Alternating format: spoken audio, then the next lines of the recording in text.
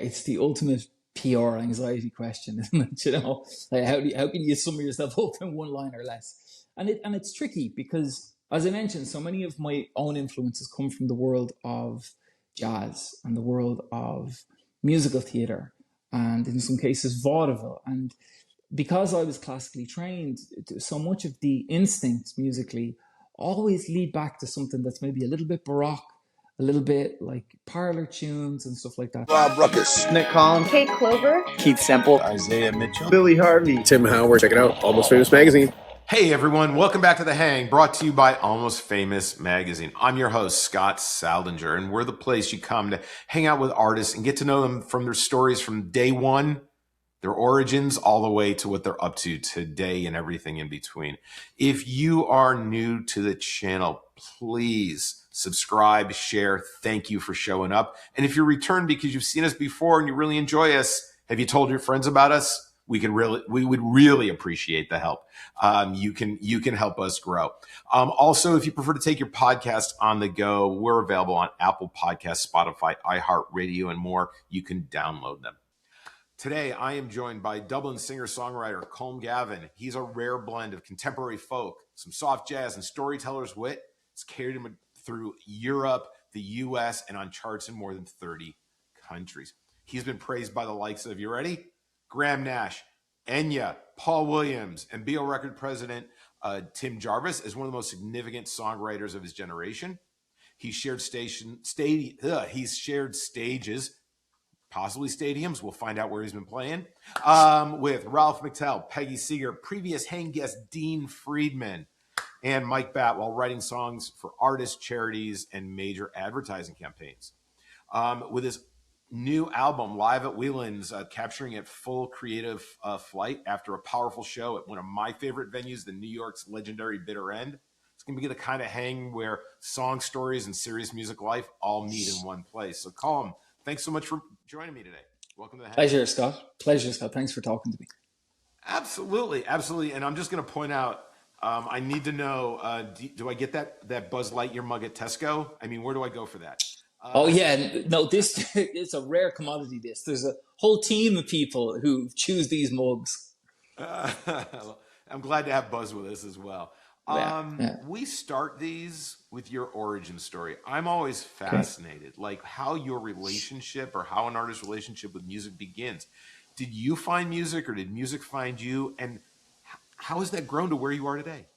Yeah, it's a funny combination of both because my parents, while neither of them are musicians, they've always had music has always played quite a prominent role in the household. Like I remember one particular holiday we took to Orlando when I was about 11 or 12, and my dad rented out this people carrier. And on these long journeys, you get the satellite radio stations, the golden oldies programs that when you tune in, it says something to the effect of, when you're listening to nothing but the best of oldies, you're listening to Magic 98.9.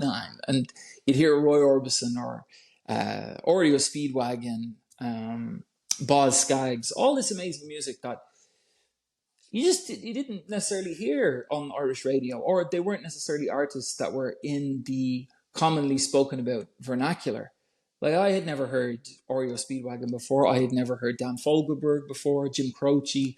And on that particular trip, I remember it sort of reinvigorated my mother's love of music because we used to go to Tower Records, which was in Mall at Millennia in Orlando, or just outside Orlando. And she bought all of these discount CDs. And when we got home, would play them on repeat, like the best of the Carpenters, Roy Orbison, things like House with No Windows, It's Over, In Dreams, all these. And she would kind of walk around the house in tears, doing like day-to-day chores and things like that. And it was probably the first time that I noticed the effect that music emotionally could have on people. And then I remember my mother that same summer gave me her Discman, which is something, my mother was a fashion buyer, and she, at a certain point in time, was traveling nearly 50 weeks of the year, and she gave me her Discman that had been from Tokyo to Manhattan with her. And I would steal some of these CDs, like Bruce Springsteen Best Of, the Carpenters, and I just fell in love with it. And now I understand that there's a thread between those different artists. At the time, it was just music that I found deeply, deeply moving. And as far back as I can remember, that's the first impetus that I really felt this is something, if it's at all possible, this is something I'd really like to do with my life. So how did that spark ignite though? I mean, did you have to ask your parents for an instrument or for lessons, or did you pick it up yourself? How did it all kind of transpire? Yeah, about a year or two later, my brother had been taking guitar lessons in the local school of music, which Clondalkin is the town that I grew up in. And there was a man who grew to be one of my greatest friends, Peter Stanton. And my brother was like 2/3 of the way through a term when he'd made up his mind that he wasn't going to continue with it. And Peter had said to my mother, he's paid up for a whole academic term. So do you have another child that would be interested in music lessons, or maybe a neighbor who'd be interested in music lessons? And so she put it to me. She had bought me a guitar previously, and I kind of picked it up and put it back down, and picked it up and put it back down. And I said, okay. I was I had tried everything else, and my mother always said, I don't care what you do, whether it's tennis or football or music, but you have to do something extracurricular as part of your prefrontal development, or whatever way she phrased it at the time. So I started with it and didn't take to it all at once. But eventually it became a case where I went to school just around the corner. So as soon as I would get off school, I would run around the corner, throw my bag into the spare room upstairs, and sit in on lessons that I wasn't even supposed to be involved in, because I was just so taken with listening to him play a piece by Chopin or Brahms or something contemporary like maybe the Beatles or the Carpenters. So that was my introduction to music. How did you take it to it though? I mean, because some people, it's like a fish to water, right? Was it a lot of work, or did it come naturally to you? Did you have did you have a perfect pitch? Do you have the do you have the ear for it? How did that kind of come together so that you realize the skills were there? Because like it can get frustrating and challenging and easy to put down, right? What kept you going? What got you there? I think, Scott, I reached a point when I was about 15 where every weekend I would go into Dublin City, save up whatever pocket money I had, and I would buy records like Tea for the Tillerman by Cat Stevens or Blood on the Tracks by Dylan, Timepieces by Eric Clapton. And I had just become so fascinated with it that even though I was always kind of working at a deficit, because music didn't come naturally to me, it was like I would have to labor over something that would take somebody else maybe a week or two. It might take me 3 weeks or half a month or whatever to really perfect. But I had just fallen so deeply in love with it that it was always going to be a little bit laborious, but that the payoff hopefully was worth it. And it had been difficult at times, but I think the payoff has been worth it. Excellent. So tell me a little bit about your writing, right? And what's gotten you all of this great attention? Like what has been the thing that's really been connecting with people? Because everyone watching today, I'm gonna go out on a limb and say they've not heard of you before. Hopefully some of your friends watch, but we're trying to get you some new interest. What is kind of your brand, right? What is it that you're doing that's resonating with people? Yeah, it's the ultimate PR anxiety question, isn't it? Like how can you sum yourself up in one line or less? And it's tricky because, as I mentioned, so many of my own influences come from the world of jazz and the world of musical theatre, and in some cases vaudeville. And because I was classically trained, so much of the instincts musically always lead back to something that's maybe a little bit baroque, a little bit like parlor tunes and stuff like that. So it's tricky. Dean Friedman, who, as you said, is a previous guest of yours, there's a lot of things stylistically that we do that there's an overlap, because he has a lot of those influences too. Like he would be as much of a fan of Bob Dylan as he would Blossom Dearie or Hoagie Carmichael or Thelonious Monk. And I feel like a lot of my music is a bit of a melting pot of that too. So it's somewhere where jazz parlor songs and contemporary folk meet in the middle, if that makes sense. No, absolutely. I mean, have you been to one of Dean's writing workshops? I have, yeah. There's a festival that he does in the UK called Songfest. Happens every summer, and I've played it the last three or four. And he opens up each day with one of his master classes and his songwriting workshops, and it's a treat. Have you attended one? No, no, I haven't. I'm fascinated though because he's got an amazing audience and very loyal listeners and followers there. But here in the States, like I know of him because as like many young Jewish people went to summer camp, and we'd sit around a campfire and you're singing Ariel, you're Yeah, singing McDonald's Girl, you're singing those songs. yeah, And I've known him for years. I have not physically been in the same place with him in many, many, many years, but was able to have him on here. But I love what he's doing and how it resonates over there. And he's been able to build such a great audience and a network of amazing musicians to work with. One young lady, I forget her name off the top of my head, but she plays in London. She busks in London at the Eye. yeah. Charlotte Campbell. Charlotte Campbell. Yeah, I was my first trip to London. I just noticed her. I started taking some photographs, and 2 years later, I was just surfing the web, and there's a picture, and I'm like, I know who this is. I've seen her before. Where do I know her from? And I went back in my yeah. photographs, and then to find out that she has been part of Dean's, writing workshop. I mean, A, small world, but B, to really have the energy and the power to gain an audience in a space like that, and really work with some great people. Chris Difford of Squeeze, I believe, has been part of it as well. hmm Is just amazing. It's just amazing that he's built that. It is. And Charlotte and I have like we know each other through Dean, and we've played shows together in London.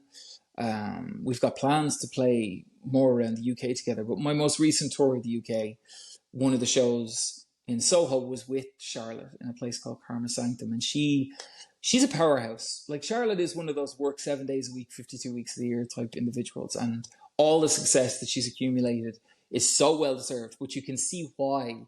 It's like when they talk about people like Springsteen, and they say, there's a reason why they have the reputation that they do, and it just comes from that absolute dogged, focused, deliberate, strategic approach to what they do. And Charlotte is a masterclass in that. So yeah, she's a good one. Well, when we wrap up, if you've had a good time today, next time you see her, because I've tried to get in touch with her, would love to have her on.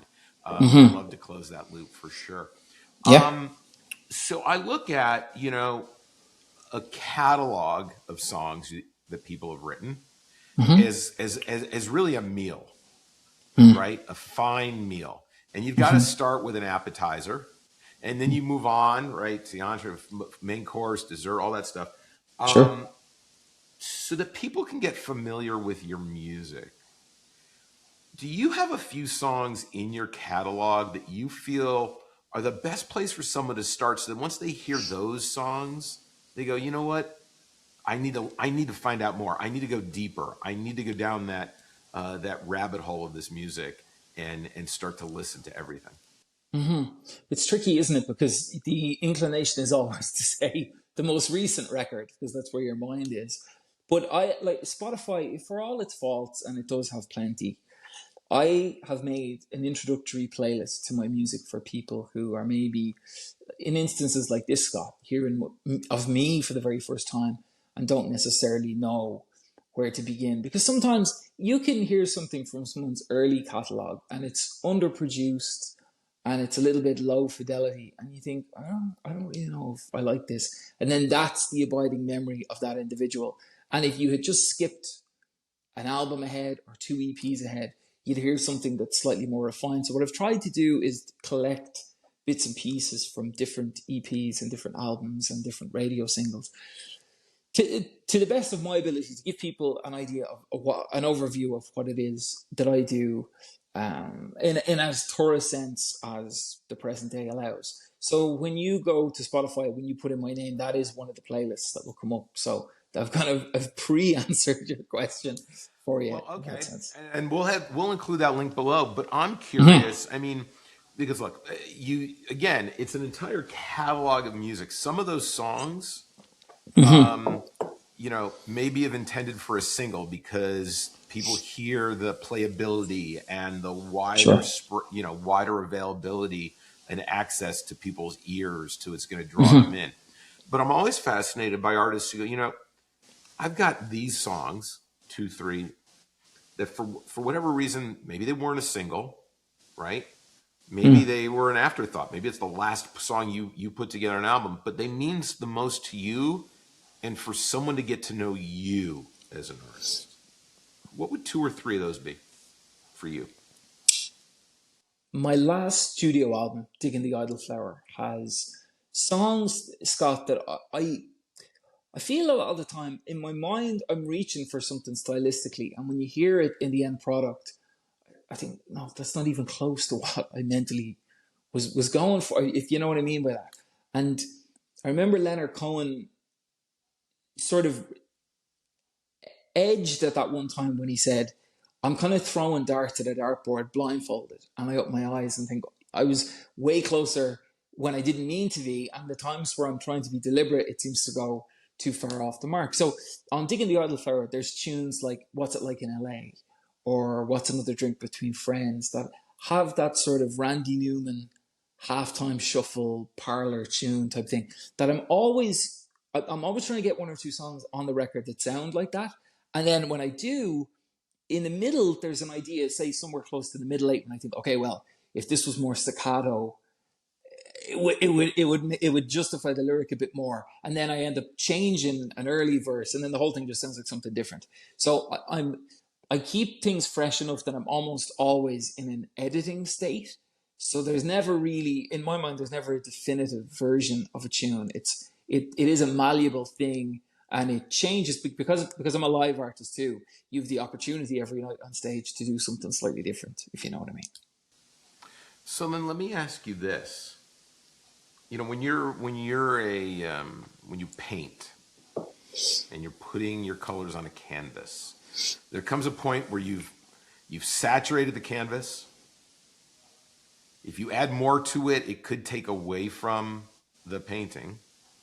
When do you, as a musician, know when the song is done for you? When you've gotten the right paints on the canvas, but you know if you put too many more colors on it, it could ruin it. It's where you feel it needs to be so that you're happy, so that you've created what you wanted to create. How do you know when that is for you? It's tricky because it's that whole John Lennon idea, isn't it? That nothing is ever really finished. It's just abandoned. And for me, if I can get into a flow state stylistically of what I want something to be, you don't really need to interrupt it. It kind of just happens at the pace that the song would happen. So that one that I referenced, What's It Like in LA, I knew I wanted to have this kind of halftime swingy thing, and that the theme was trying to address an old flame or an old failed relationship, but never really getting around to the point, kind of bumbling through the conversation and say, like, how's your mother, or what's the weather like where you are, and never really get to the point. And so apart from maybe changing a few things grammatically, or I'll say, I don't want to talk about the San Fernando Valley, I'm going to mention Pacific Palisades instead, or I'll mention Barnes and Noble instead of Green Street. You know what I mean? Just small things like that for rhythm's sake. Like, it sounds too bumpy, or I need to get to the rhyming word quicker, so I'm going to shorten this sentence. And a lot of that editing just happens scratching it off at the end of a session. So I'll be like, okay, before I forget, change that word, that type of thing. Usually I have a fair idea of where I want it to go musically. So the editing process doesn't take very long. And then also I have this, this fear of looking too hard in the mirror, that if I look at something for too long, I'll be like, no, I hate it. So I try to get close to that state of abandon and flow state as often as I can. Well, I mean, flow state is an amazing thing, and it comes differently for different people. But when you get there, it seems to provide.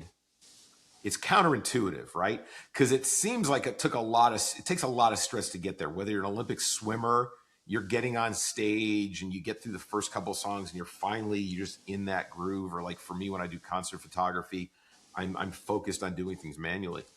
But it's counterintuitive because it takes a lot of stress to gain a lot of release, right? To just let it all flow away. So it's cool that you use that release piece to let go, because not a lot of people will do that, right?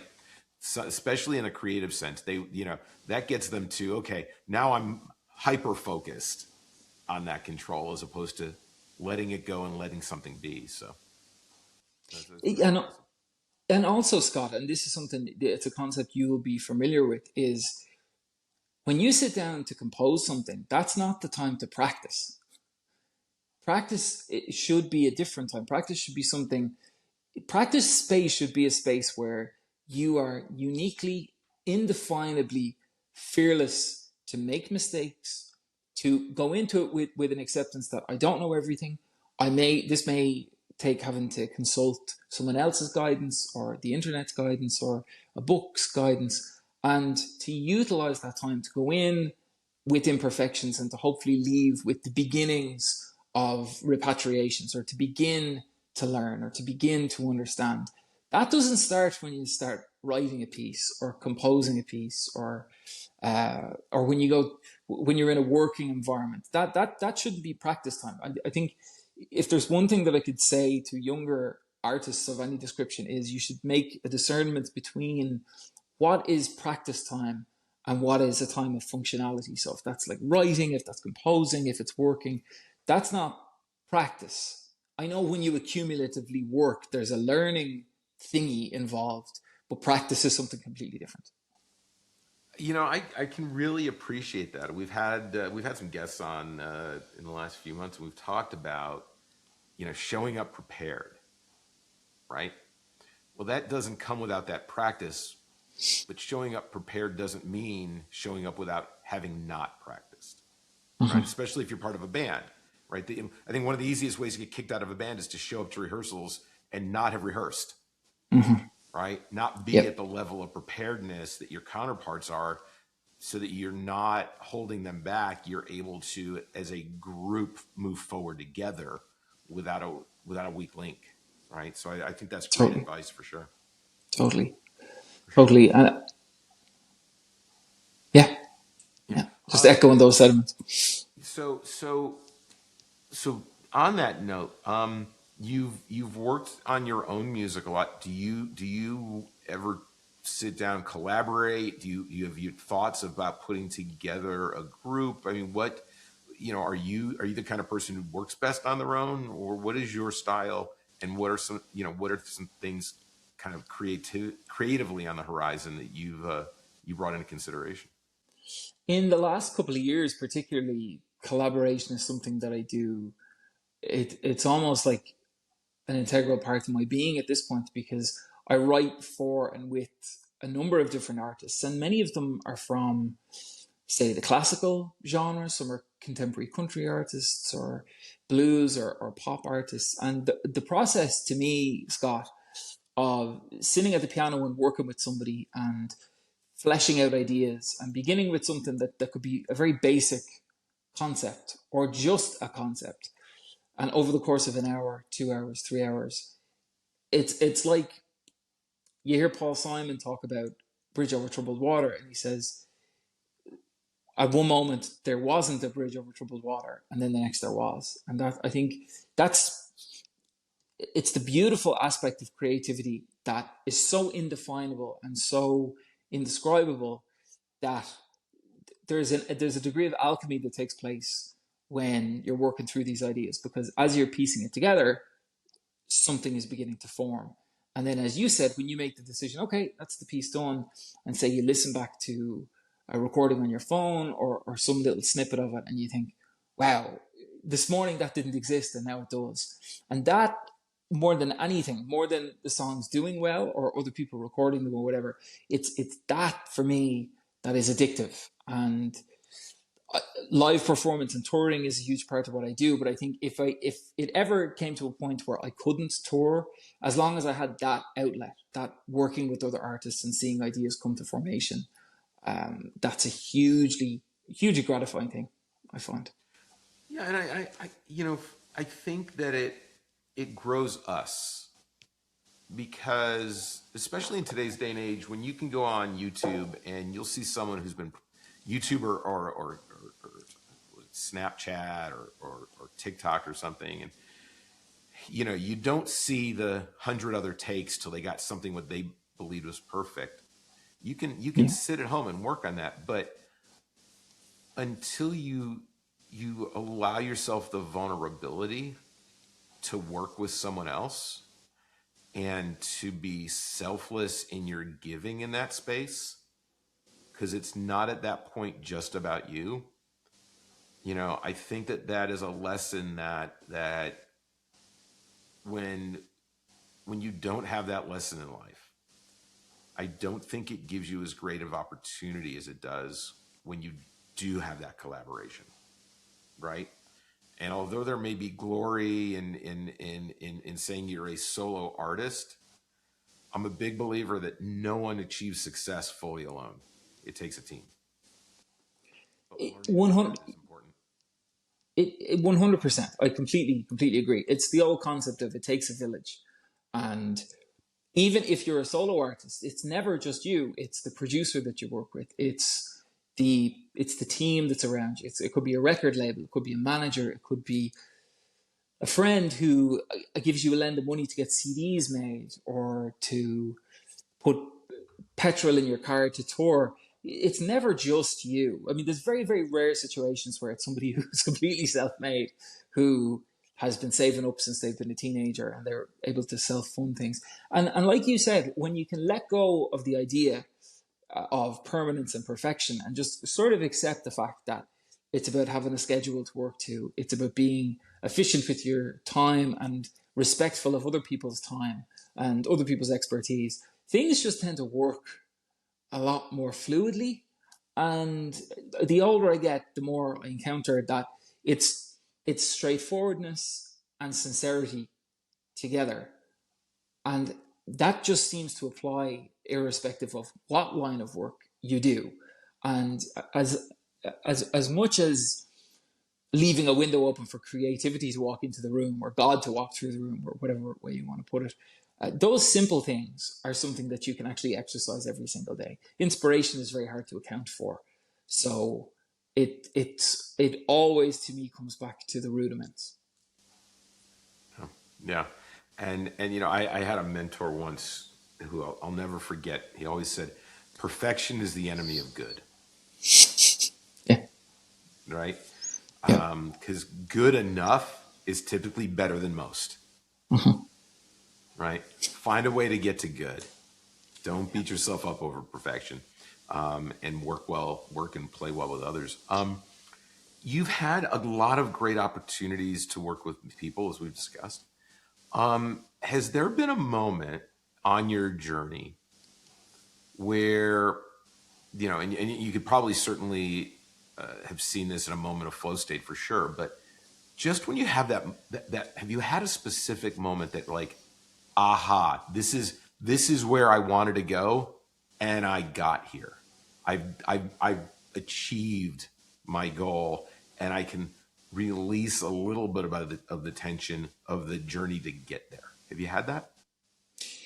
It's fleeting, and sometimes I'm always, Scott, I'm so afraid of this idea of self-congratulations, and I think maybe it's an Irish thing that there's always this perpetuation of don't get too big for your boots. You know what I mean? And it's, but I know what you're saying. I think sometimes on reflection, I'll hear something and I think, as self-critical as it can ever be, that was okay. That was pretty close to what I wanted it to be. Or other people. So one of the individuals who, I suppose, if you wouldn't know my music in Ireland, you might know this individual, Claudia Buckley, who's a great country singer in Ireland.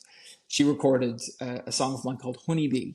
And that she's performed that in places like the London Palladium, big 6, 7, 8,000 seater stadiums, the likes of which the type of music I generally play would never reach rooms of that size. And sometimes when you stop and think, I remember exactly where I was when I wrote that song and the set of circumstances that had arisen. And to watch, it's like watching your child go off on its first day of school. and you think, wow, little acorns and all that kind of stuff. Those moments are really special. That's a great way of putting it. I mean, and yes, I know a number of people from Ireland, and there is definitely a trait of not getting out over your skis over yourself, so to say. Yeah, sure, sure. But I think there is a time when I think it's okay to give yourself the grace to be happy with yourself, and I think that sometimes we don't practice that, right? We're too wound up in the out there that we just don't take a moment to say, pat myself on the back, or take a moment to breathe and go, you know what, damn it, I did a good job, and I deserve to praise myself. I think it's something that it's one of those building skills too that you have to work at.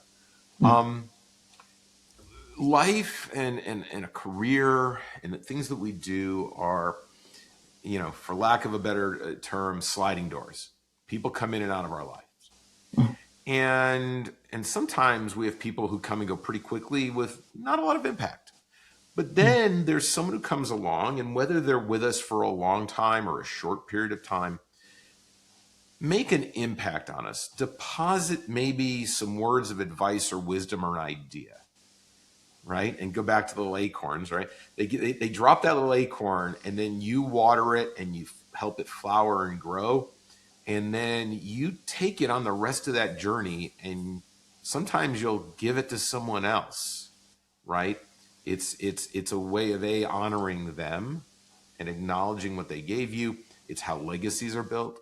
Has there been someone who's come through your life who's at the top of the list of who gave you something that you keep and cherish and you give to others to keep it going? Has there been someone like that for you? Oh yeah. Well, as soon as you started speaking there, the first person that came to mind was my music teacher, Peter Stanton. He was separate to family, the single most impactful individual in my life ever. His music background came from the military. So he was in the Army number 1 band in County Cork, and he was a child of industrial school. So he had a very military background and lifestyle. I just so much so that the school of music that I attended, it was sort of colloquially referred to as the barracks, because he had a very, in music theory class, like he would have us transcribing pieces by Bartók or by Brahms, and take the first 32 measures and transcribe it from B minor to B flat minor, and don't come back till it's correct. You know what I mean? This type of stuff. But I loved it, Scott. It wasn't a hardship. There's those moments. He was such a character. He looked a bit like Burt Reynolds' artsy cousin, and he wore these perfectly ironed, perfect seam Farah gentleman's trousers and like a maroon United Colours of Benetton jumper with a little shirt collar poking out, the twizzled mustache, and he smoked a type of cigarettes called Sweet Afton. They've been discontinued about 16, 17 years, and they were a filterless cigarette. And on the cover of it, there was a Robert Burns poem, a little inscription of a poem that said, flow gently, sweet Afton, among thy green braes. Flow gently, I'll sing thee a song in thy praise. And it had a lovely little illustration of the waters of Afton, which I think is in Scotland. I'm not 100% sure. And I remember picking up that box, and you pushed it from the bottom to open up the cigarettes. It was like a little matchbox. And everything about this man just seemed to reek of Renaissance. And I was just so enamored with him. I loved being around him. It was like every little witticism had genius in it. Like he would say to me, there's only 2 rules in performance. One is get the audience's attention, and the other is keep it. And And that seems like overly simplistic. But again, the longer I've been doing this, I always come back to something that he said, and it could be in relation to something that's totally counterpoint to what I'm presently going through. But there'll be some word, like he used to say, Colm, don't get faked out with this idea of being busy. It's easy to mistake movement for achievement, and it's easy to get constantly faked out by the idea of being busy. But the question should always be, busy doing what? And that's one of a few things that he would say that has stayed with me and stood with me. And he was never one for self congratulations. He was never one to, you really had to work for something positive. He'd never just say it for the sake. He wouldn't just say, yeah, well done, whatever. He might say, well, that 36th measure isn't quite written out in sequence, and that's meant to be a minimum, not a crotchet, but we'll let you away with it. You know what I mean? So, yeah. It's set a high bar, but he passed away about 5 years ago, and I find myself again and again reaching milestones in life where I go to pick up the phone and ring him, and I know he isn't there, and the kind of gut wrenching feeling of knowing that he isn't is tough. But he left behind a symposium of wisdom. So I was lucky, like you said, people pass through quickly or extend long into the future. This was 16 years, but what a 16 years. Wow, that's a tremendous story. I have someone like that from my film school days, and getting praise from him was tough. Getting some harsh realities was part of the drill. But you always walked away working to be better, right? Working to not go through that again. And maybe you'd get some other piece of criticism or you'd get some other input, but to always keep doing that better, right? That better.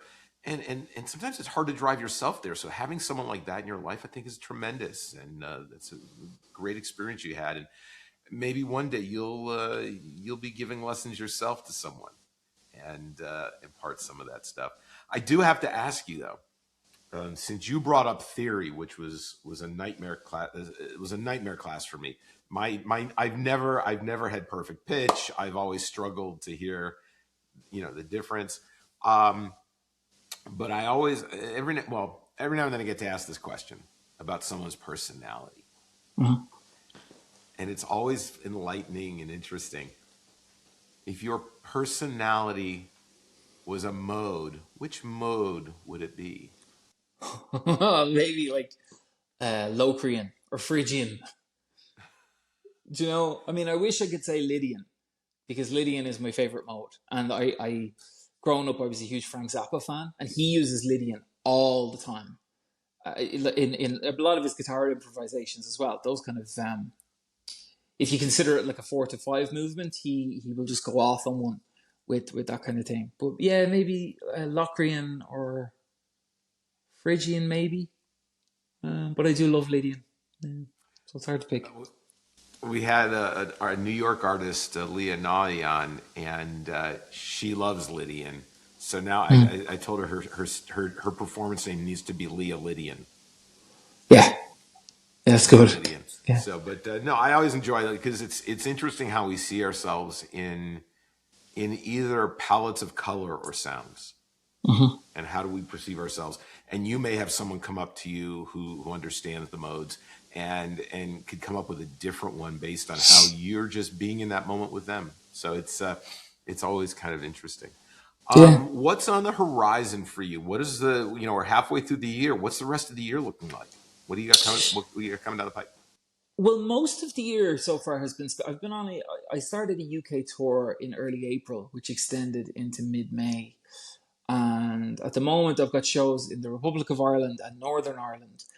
And when I'm in Ireland, things are slightly more centered because a venue at max is probably like 5 hours from home.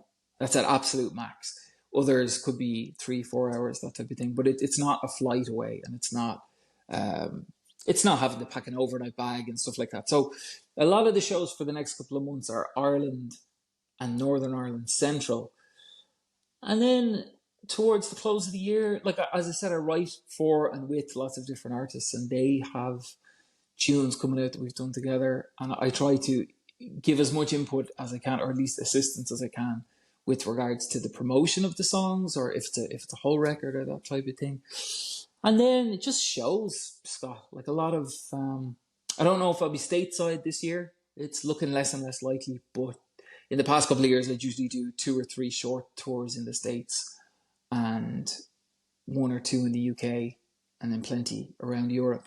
But it's been on the cards for a long time to do like an extensive tour of Northern Europe, which is slowly coming to fruition now. It's just piecing together different venues in different cities. So yeah, there's lots on the horizon, but it sort of feels like there's never a pause, if you know what I mean. It's just a constant. If it's not things like this, like if it's not chatting to people like yourself or in writing sessions or recording sessions, it's touring, and if it's not touring, it's planning, and so there's no off button anyway. I think that's great, and look, there's a lot to be said for forward momentum. It's always Sure. better than reverse. Well, if you ever get, if you do kind of come to the States, I'm based in the Dallas area, originally from New York, but I'm in the Dallas, Texas area. Come to Texas. There are plenty. Gosh, we just had the Kerrville Folk Festival down in South Texas. A lot of great music coming out of this area. So you never know when we may get a chance to be in the same room. Although you get to travel around a country that has some great little venues, and I know Anto Drennan. I don't know if you know him or not. Yes, I do. Really well. You know Anto. I do. Yeah. Yes, I do. Great guy. I've had a pleasure to get to know him with some of my work with Mike and Mechanics, and just to see him not only take a stage with, let's say, the Corrs or Clannad, but also to be in your corner pub, in your local corner pub. I think that's fabulous, and that's a great experience to be able to have there, in a country like that. One of the things I will say is that people need to come out and see you. Although your songs have been played on very large stages, Steve Smith, I don't know there are a bunch of Steve Smiths, but this one happens to be half a Dirty Vegas. He plays percussion in the band Squeeze, and he did a TED Talk a little while ago, and it makes me think of someone like yourself doing those small shows like that. You never know who you're going to see at your corner pub. Go support musicians, go support music, and see them in these smaller venues, because you never know when you get to turn back and go, I saw them when it was with 200 people. And now they're the next Ed Sheeran. They're now they're the next whomever, and they're filling a stadium.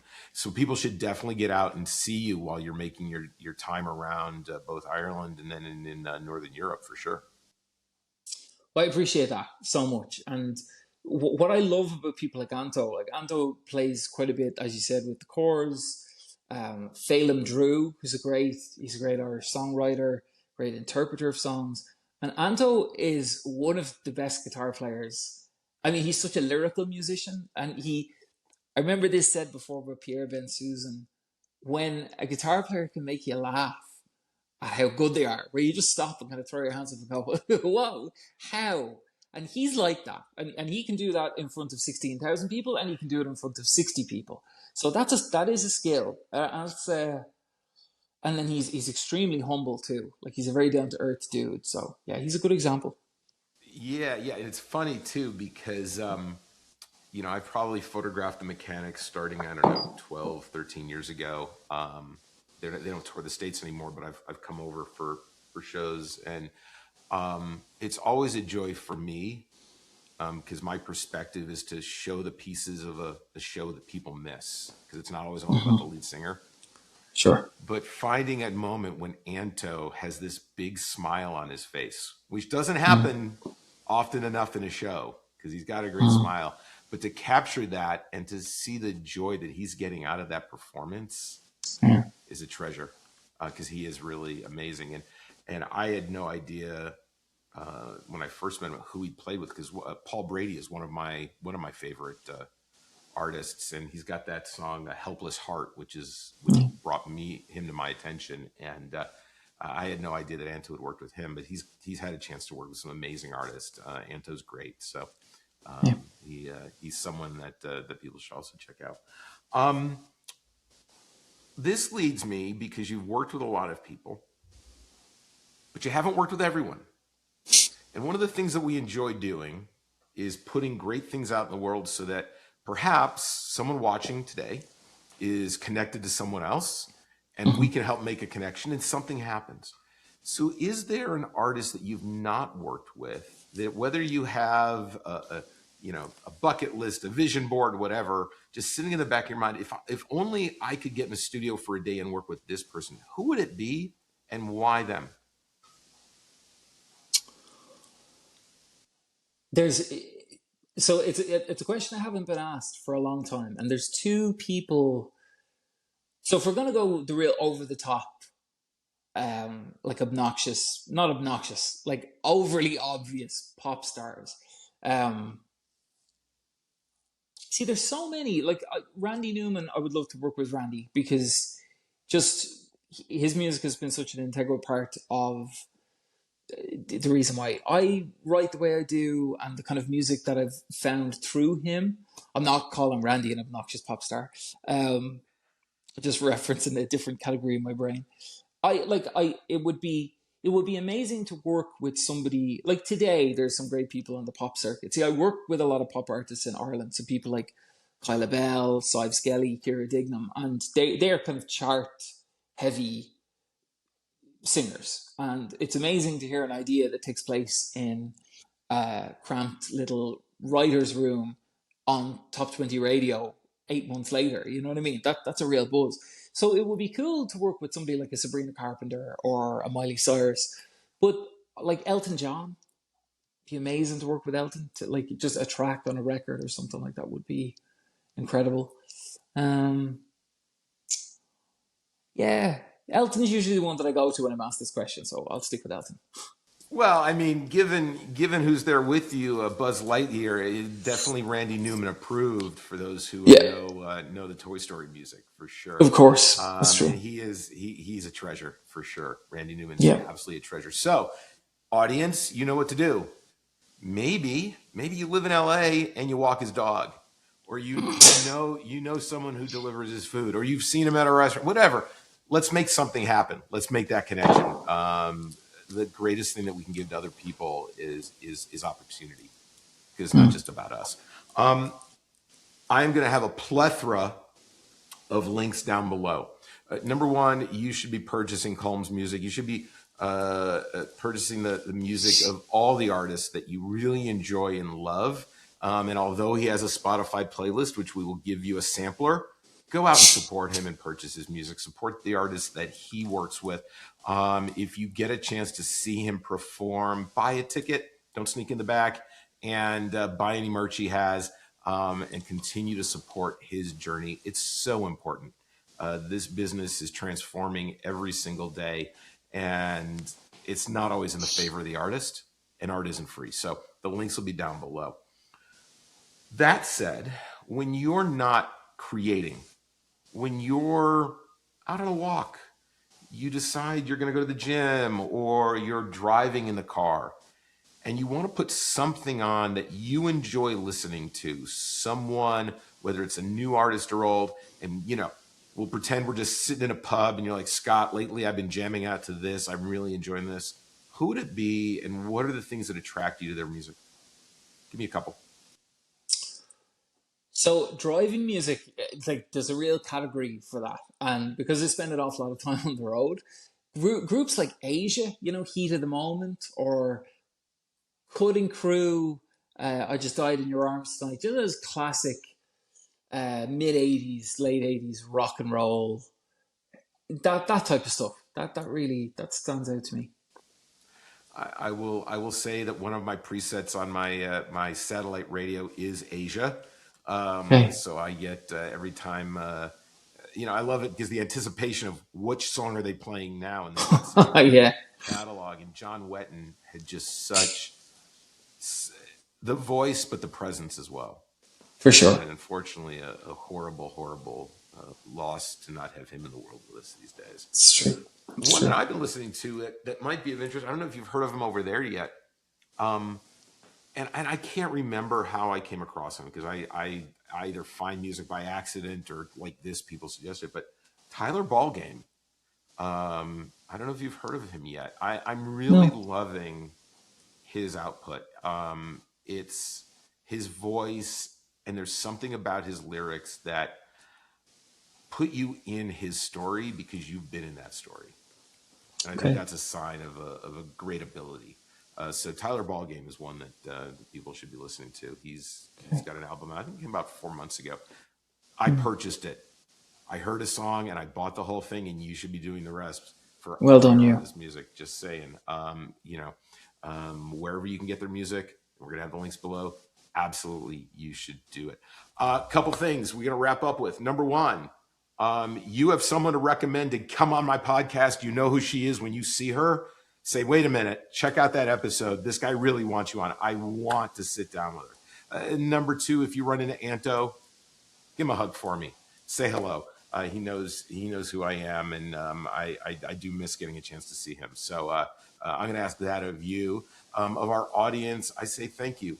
Thank you for hanging out with us and getting to know artists, getting to know Colm, and just putting yourself in a moment to learn about somebody. So, Colm, I appreciate you reaching out to me and us connecting and getting a chance to sit down together. Scott, it was a pleasure. So good to talk. And I will make it my utmost to get on to Charlotte and to Anto. And I'll pass on your regards to both. Thank you so much. That's appreciative. As we do before we close all of these out, everybody, we live in a fascinating yet challenging world these days. Never seems to get easier. But do yourself a favor. Every day, show yourself a little kindness, a little love, a little compassion, and go give that to some other people. Because the things they're going to give you back are going to fill you up and make every day better. So with that advice, Colm, again, it's great to meet you. I look forward to doing this again sometime. Take it easy. Pleasure, Scott. Thank you.